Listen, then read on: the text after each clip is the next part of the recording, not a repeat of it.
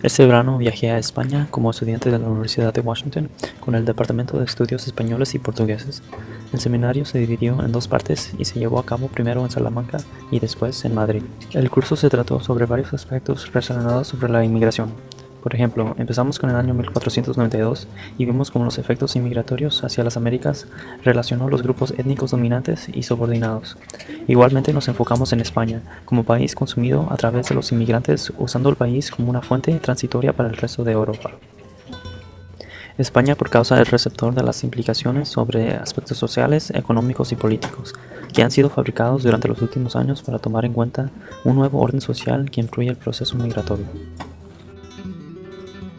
De todo hecho, es importante reconocer primero las diferentes teorías migratorias que influyen que la gente viaje de país a país.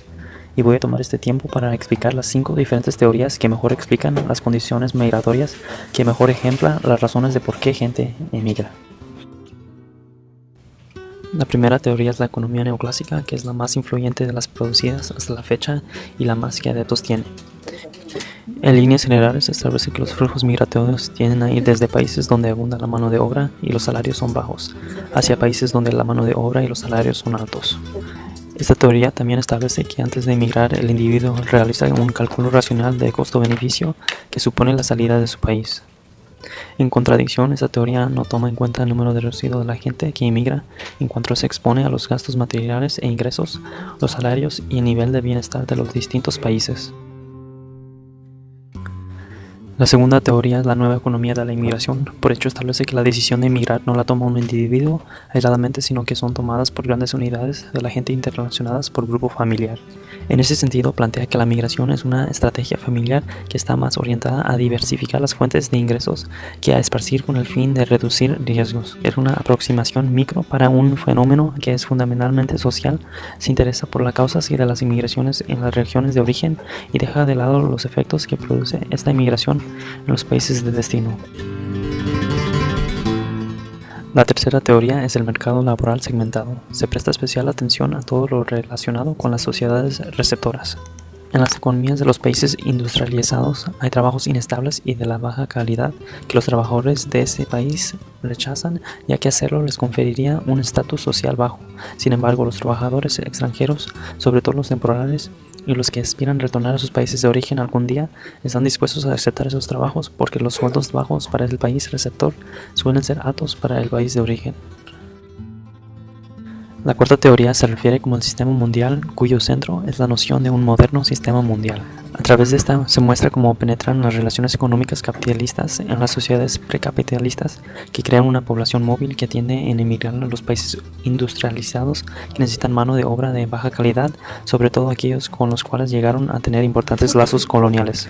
La crítica a esta teoría radica en su tendencia a las generalizaciones y a la visión sesgada que hace la historia. Hoy son cada vez más frecuentes los flujos migratorios producidos entre los países que no tienen otra conexión más que la migratoria.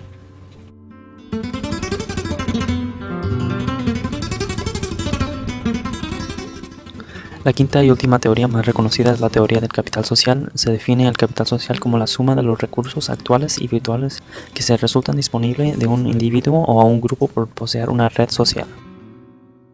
Plantea que el ser humano es una dimensión social que desarrolla relaciones con sus pares que le permiten alcanzar sus objetivos. En cuanto a las redes sociales, se considera a los inmigrantes como actores racionales que persiguen objetivos. Para alcanzarlos, movilizan los recursos relacionados que tienen a su disposición y que sirven para conseguir información, elegir destino e interesarse en el mercado de trabajo de la sociedad receptora. En fin, esta teoría reconoce que una persona viaja a otro destino por no a quien sabe, pero a quien conoce, y pertenece a compartir a una red social comunitaria.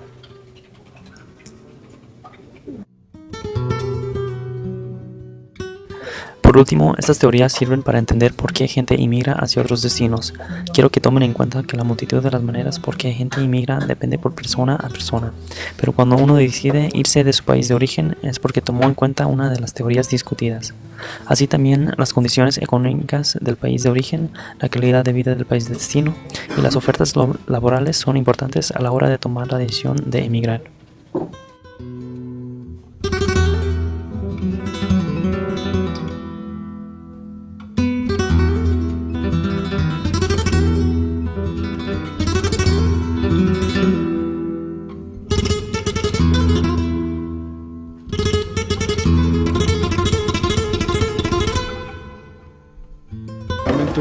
este es un individuo que ha salido de su país, todos creemos, con el fin de mejorar su situación, porque se cansó de luchar en su país contra la injusticia y todo, pero no.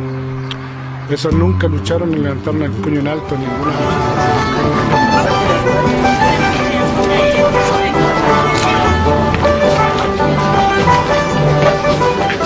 Vienes aquí a trabajar, aquí no venimos a nada más, sino a trabajar más que los españoles, más horas y más días, a demostrar el doble de que eres aquí.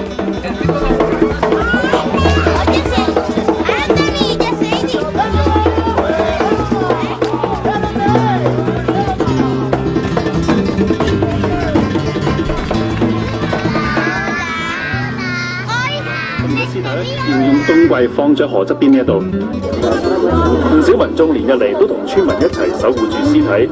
村民話曾經有來歷不明嘅人馬上嚟偷屍體，最後俾大批村民趕走。有村民仲夾錢幫死者家屬打官司。هذا ماشي الطحن هذا البحر ماشي la libertad, libertad. Que tú le conozcas, para que tú tengas hoy esperanza y hoy empieces una vida diferente, una vida de cambio, una vida de esperanza, una vida diferente.